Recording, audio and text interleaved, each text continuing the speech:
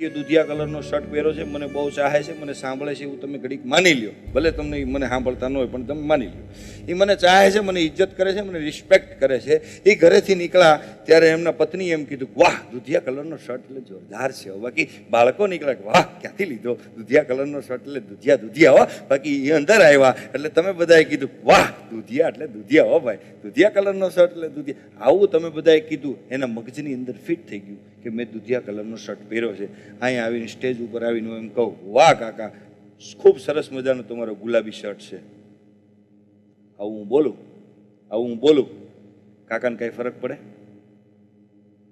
હું એમ કહું છું, કાકા તમે ગુલાબી શર્ટ જ પહેરો. હું જીદ ઉપર ચડી ગયો. ગુલાબી શર્ટ પહેર્યો છે, હું જીદ ઉપર ચડી ગયો. ભલે મને ઇજ્જત કરે, ભલે મને પ્રેમ કરે, ભલે મને સાંભળે, પણ એને ખબર છે કે મેં દુધિયા કલરનો શર્ટ પહેર્યો છે એટલે એને બહારનું વાતાવરણ કોઈ અંદર એન્ટર નથી થતું. તમને કોઈ વ્યક્તિ એમ કે તું ઠોઠ છો તો તમને ખોટું લાગી જાય છે, તમે દેખાદેખીમાં ચડી જાવ છો, તમને એમ થાય કે હવે હું થાય બી ગયા પરીક્ષામાં. આવું તમને એટલા માટે થાય છે કે તમને ખબર નથી, ભલે હું ઠોઠ છું પણ એક વિષયની અંદર હું એક્સપર્ટ છું. આવું તમને નોલેજ નથી. એમ એ વ્યક્તિને નોલેજ છે કે મેં દુધિયા કલરનો શર્ટ પહેર્યો છે. આખી દુનિયા કદાચ સામે આવીને એમ કે ગુલાબી છે, આખી દુનિયા ઈશ્વર આવીને એમ કે ને કે ગુલાબી પહેર્યો છે, તોય હું તો એમ માનું જ નહીં, કારણ કે મને ખબર છે કે મેં દુધિયા કલરનો શર્ટ પહેર્યો છે. ક્લિયર? તમને ખબર હોવી જોઈએ કે તમારી ક્ષમતા શું છે. બહારની કોઈ પણ પરિસ્થિતિ તમારી અંદર એન્ટર નહીં થાય. આપણે ચર્ચા એ કરવાની છે, શું કરવું અને કેમ થઈ જાય. આ બે ચર્ચા કરો. રિઝલ્ટ આ રીતે નહીં કરો.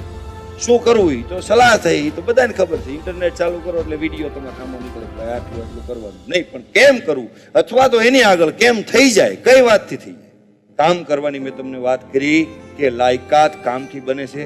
તો કામનું એ શું ગેરંટી, કામની શું ગેરંટી કે કામનું પરિણામ આવે છે, એની શું ગેરંટી? જ્યારે અમદાવાદ કર્ણાવતી હતું, આનંદ આવે છે?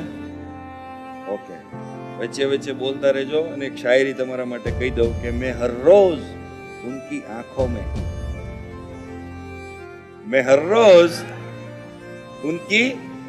में बहती शराब पीता हूं.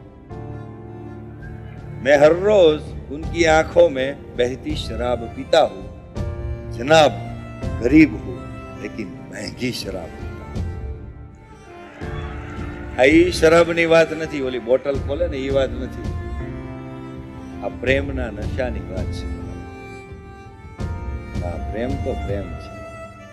છોકરાઓ મને બહુ ગમે, જેઠાલાલ જેવા. મને ખબર છે તમે કઈ બસના પેસેન્જર છો, છતાંય હું પ્રયાસ કરું છું કે તમને હું એક સારી બસમાં બેહાડી દઉં. મારા પ્રયાસને તમે વધાવો છો. કામ કરીએ તો કામનું પરિણામ શું આવે? ઘણા બધા વિદ્યાર્થીઓની અંદર બેઠા છે, બહુ સાયલેન્ટ રીતે સાંભળે છે. જે લોકો બહુ સાયલેન્ટ રીતે સાંભળે છે, જે ઘણા ઉડીઓ પણ તમે બધા આનંદ કરવા માટે આવ્યા છો, તમે મજા કરો છો, એ જ મને ગમે છે અને આનંદ આવે છે. પણ આનંદ કરતા કરતા કંઈક બે વાત સાંભળી. અને મજાની વાત હું તમને એ કહી દઉં કે આજે અમરેલીની અંદર ઊભો છો. મેં મારી જિંદગીનો પહેલો પ્રોગ્રામ અમરેલીમાં આપ્યો. મારા જીવનનો પહેલો પ્રોગ્રામ મેં અમરેલીમાં આપ્યો. તમે કોઈ પણ કામ જ્યારે એક્સપર્ટ બનો છો, જ્યારે તમને તમારી ક્ષમતાની ખબર પડી જાય છે કે મારી ક્ષમતા આ છે, અને તમે જ્યારે બજારની અંદર જાહેર કરવા માંડો છો, ત્યારે તમને એકને જ ખબર હોય છે ત્યારે કે તમે આ કરી શકો છો. માટે સ્વામી વિવેકાનંદના 3 વાક્ય છે જીવનની અંદર યાદ રાખવા જેવા. સ્વામી વિવેકાનંદના 3 વાક્ય છે, તમે કોઈ પણ સારો વિચાર કરો છો એટલે પહેલા લોકો તમારી મજાક કરશે, અને પછી તમે થોડાક આગળ વધશો એટલે પછી તમારો લોકો વિરોધ કરશે, અને એ પડાવની અંદરથી તમે જ્યારે પાસ થઈ જાઓ ત્યારે લોકો તમારો સ્વીકાર કરશે. આ વારંવાર તમને એટલા માટે બોલાવું છું, પરીક્ષા એ જીવનનો એક ભાગ છે, જીવન નથી. એટલા માટે જીવન બહુ મસ્ત છે, જીવન આગળ તમારું બહુ મસ્ત છે, જીવન બહુ મોટું છે. કોઈ એમ કે ને જિંદગી નાની છે, ના એવું કાંઈ છે નહીં. ખટારાનો ડ્રાઈવર હોય ને એના માટે નાની છે, ગમે ત્યારે ભટકાઈ જાય, બેન્ડ વળી જાય, એનું કાંઈ નક્કી હોય નહીં. કલાકાર હોય એની જિંદગી નાની છે, હાઈવે ઉપર જતા હોય પડીકું થઈ જાય, ખબર ન પડે. અમારી બધાની જિંદગીનું કોઈ ઠેકાણું. તમારી જિંદગી બહુ સરસ છે, મોટી છે, વિશાળ છે. પરીક્ષા એટલે રસ્તાની અંદર આપણે અમદાવાદ કે સુરત જતા હોય, હોટલ કેમ આવે? ઊભા રહ્યા અને હોટલે આપણે ઊભા રહીને ચા પીધી, બસ એવડો જે ચાનો હોલ્ડ છે ને એ તમારી એક્ઝામ છે. આ મગજની અંદર ક્લિયર રાખજો. અત્યારે આપણે વ્યવસ્થા છે, પણ પહેલાના જમાનાની અંદર જ્યારે અમદાવાદ કર્ણાવતી હતું ત્યારે ટોયલેટની વ્યવસ્થા નહોતી. બરાબર. ત્યારે કોઈ પણ વ્યક્તિ હોય જેને બહાર ઘરની અંદર ટોયલેટ રાખવું એલાઉડ નહોતું, કારણ કે નેગેટિવિટીનો માહોલ ત્યાંથી આવ્યો. વાસ્તુશાસ્ત્રની અંદર પણ આવું કહે છે લોકો, બરાબર છે. ઘરમાં ટોયલેટ ન હોય એટલે બહાર જ હોય. એટલે એ ત્યાંના એક મેજિસ્ટ્રેટ હતા, જજ.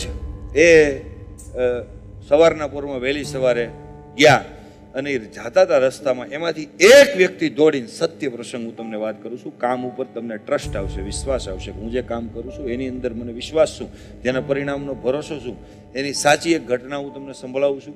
એ વ્યક્તિ, એક વ્યક્તિ ત્યાંથી પસાર થાય દોડીને, એની પાછળ બીજો વ્યક્તિ, આ મેજિસ્ટ્રેટ જજ જોવે છે, એમાં પેલા વ્યક્તિને બીજો વ્યક્તિ મારી નાખે છે. પેલા વ્યક્તિને બીજો વ્યક્તિ મારી નાખે. આ દ્રષ્ટિ જજ જોવે છે, એની નજર છે. પછી કંઈ કહેતા નથી. શું કામ? કે એને ખબર હોય કે આ જે કંઈ કેસ છે એ તો મારા કોર્ટમાં જ આવવાનો છે, બરાબર છે. મારા કોર્ટની અંદર જ આ કેસ આવવાનો છે, એટલે કંઈ કહેવાની તો પ્રશ્ન જ નથી. 3 મહિના વયા ગયા એટલે કેસ કોર્ટની અંદર આવ્યો. પણ મજાની વાત દોસ્તો એ હતી, મજાની વાત દોસ્તો એ હતી કે જે મર્ડર કરવાવાળો વ્યક્તિ હતો, આરોપી રિયલ, ઈ નો આવ્યો અને બીજો આરોપી આવ્યો અને ઈ રજૂ કર્યો. જજ જોઈને ચોંકી ગયા કે આ આરોપી તો છે જ નહીં, બીજો કેમ આવ્યો?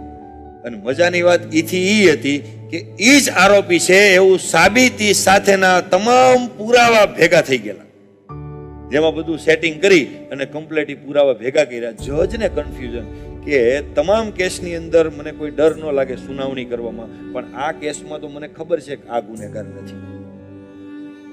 કેસ આગળ ચાલ્યો અને સુનાવણીનો સમય આવ્યો ત્યારે સુનાવણી કરવાની અંદર પુરાવાના આધારે એવું સજા ફટકારવામાં આવતી હતી કે આને ફાંસી આપવાની જ, પણ જજથી રહેવાનું નહીં. કારણ કે જજને ખબર હતી કે મેં જોયું છે કે આ ગુનેગાર નથી, તું આને ફાંસી શું કામ આપું? એને રહેવાનું નહીં એનાથી, સાહેબ. એટલે એણે કીધું કે મારે એ ગુનેગારને, આરોપીને મારે મળવું છે. રૂમની પાછળ લઈ ગયા. મજાની વાત છે, વાતની શરૂઆત હવે થાય છે. પાછળ લઈ ગયા અને પહેલો જ પ્રશ્ન કર્યો કે ખૂન કર્યું છે? એટલે બોલો કે સાહેબ મેં ખૂન જ નથી કર્યું, હું આરોપી જ નથી, આ મર્ડર મેં કર્યું જ નથી. જજ કન્ફ્યુઝ છે, કર્યું નથી તો આટલા પુરાવાના સાથે આને સજા કેમ મળે? પછી જજે બીજો પ્રશ્ન કર્યો, જે સાંભળવા જેવો, કે આ પહેલા કોઈ મર્ડર તે કર્યું હતું? કે આ પહેલા મેં 2 કર્યા હતા. ત્યારે જજે નક્કી કર્યું કે કુદરતના ચોપડાની અંદર એવો હિસાબ છે, સંવિધાનની કલમમાંથી તમે બચી જાઓ, પણ કુદરતના હિસાબમાંથી ક્યારેય બચતા નથી. તમે જે કરો, જે પણ કરો, જે પણ કરો, એનું વળતર મળે ને મળે, આજ નહીં તો કાલ.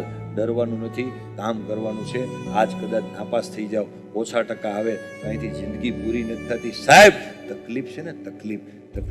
એક વ્યક્તિ એના બાપાને ત્યાંથી એના બાપાએ કાઢી મૂક્યો અને મારવાડમાંથી નીકળી આવ્યો. સુરતની અંદર ટેક્સટાઇલનો બહુ મોટો માલિક બની ગયો એ વ્યક્તિ, અને એના મા બાપને ધિક્કારતો રહ્યો. એના મા બાપને ધિક્કારતો રહ્યો. એ વ્યક્તિ મને મળ્યો અને આખી ચર્ચા થઈ કે અમારા પરિવારની અંદર આ ઘટના બની હતી.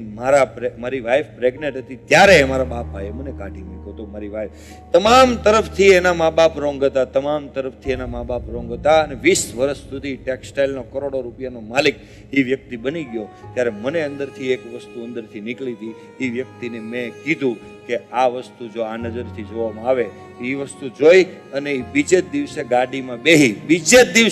ગાડીમાં બેહીને એના મા બાપને એ સુરત લઈ આવ્યો. તો એ મેં વસ્તુ કીધી હતી, યાદ રાખજે, તારા મા બાપે, તારી વાઈફ હતી ને પ્રેગ્નેન્ટ, તારી વાઈફ પ્રેગ્નેન્ટ હતી ત્યારે તારા મા બાપે તમને બંનેને કાઢી મૂક્યા હતા, બરાબર છે.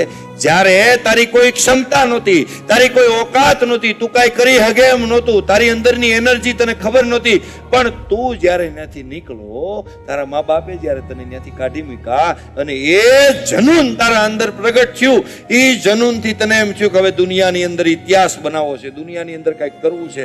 અને તે આ ગામની અંદર સ્ટ્રક્ચર ઊભી કરી, હાથ પેઢી ખાઈને તો એ ખૂટે નહીં એવડી વ્યવસ્થા તે તારી કરી નાખી. એ વ્યવસ્થા થઈ એ જનૂનમાંથી, અને જનૂન તારા બાપે આપ્યું છે, તારા બાપે આપ્યું છે. એટલે તારી મિલકતમાં જેટલો તારો અધિકાર છે ને એટલો તારા મા બાપનો છે. આ દ્રષ્ટિથી જો આ ઘટના જો જીવનની અંદર બની ન હોત તો અત્યારે આ સ્ટેજ ઉપર તું ન હોત. આ નક્કી વાત છે. આ કમ્પ્લેટ રાખજો. જીવનની અંદર તમારી તકલીફોને આદર અને સન્માન આપો. હેલો, તમારી તકલીફોને આદર અને સન્માન આપો, કારણ કે જે કાંઈ રચના અને સર્જન થાય છે જીવનની અંદર એ તમારી પીડામાંથી થાય છે. એ તમારી તકલીફમાંથી થાય છે. અને એક વસ્તુ નક્કી રાખો, તમારી ભૂલ કાઢનારો વ્યક્તિ, સાંભળજો, કમ્પ્લીટ સાંભળજો, તમારી ભૂલ કાઢનારો વ્યક્તિ, તમારી ભૂલ કાઢનારો વ્યક્તિ, એને ઇજ્જત કરો સાહેબ, એટલી ઇજ્જત કરો. કારણ કે તમે ચાલો એક ખબર ન પડે, છોકરીઓ એટલી બધી તૈયાર થાય એની બેનપણીને કે હું કેવી લાગુ છું એમ કે ને, કારણ કે છોકરીઓ સ્ત્રીઓ તૈયાર જ એટલે થાય છે પોતાના પુરુષને કે પોતાની પત્ની હોય એટલી બધી સજી તજીને શું કામ, એટલે બધો સરસ મજાનો મેકઅપ ને સાડલો શું કામ ને બધું પહેરે, સાડી ને બધું આ પહેરે, શું કામ પહેરે? એનો ધણી ખાલી એકવાર કહી દે ગાંડી બહુ જોરદાર લાગે છે, આમાં એનો ઠાકોડો ઉતરી ગયો. આ સ્ત્રીઓનું આ હોય છે ભાઈ. છોકરીઓ છે કે નહીં, એમના ફ્રેન્ડને કે જો તો હું કેવી લાગુ છું, એટલે એની ફ્રેન્ડ એમ કે, અથવા તો સામેથી કે તારો આઈબ્રો થોડોક જો આમ છે, અથવા તો તારા નેણમાં થોડુંક આમ છે, લિપસ્ટિક થોડીક અહીં નીચે વહી આવી છે, આવું સામેથી એની બેનપણીઓ કે ત્યારે આપણને એ બેનપણી કેવી વાલી લાગે. હાશ તે સારું કીધું, પાર્ટીમાં જવાનું હતું, લગ્ન પ્રસંગમાં જવાનું, ભૂંડી લાગત. આવું કે ને, શું કામ કયો તમે, શું કામ કયો છો? કારણ કે હોઠ ઉપરની એક લિપસ્ટિક તમને જો ખરાબ લાગતી હોય તો તમને કેનારી વ્યક્તિ તમને વાલી લાગે છે. શું કામ? તમને તમારું શરીર, તમારું રૂપ તમને વાલું છે એટલે. પણ દોસ્તો યાદ કરાવી દઉં, આ બહારનો વિષય છે. જીવનને બદલવા માટે તમારી અંદર સ્ટ્રક્ચર બદલવું પડે. અને એમાં કોઈ વ્યક્તિ આવીને એમ કે દોસ્ત તારી આ લાઈન ગલત છે, અથવા તો તારી આ ભૂલ છે, તો જેટલું એને સન્માન આપજો. કારણ કે જે ધ્યાન તમારે તમારા વિષયમાં રાખવું છે, એ ધ્યાન તમારું ગામ રાખે છે, તો એને વંદન કરાય કે ન કરાય? હલો, કરાય ને?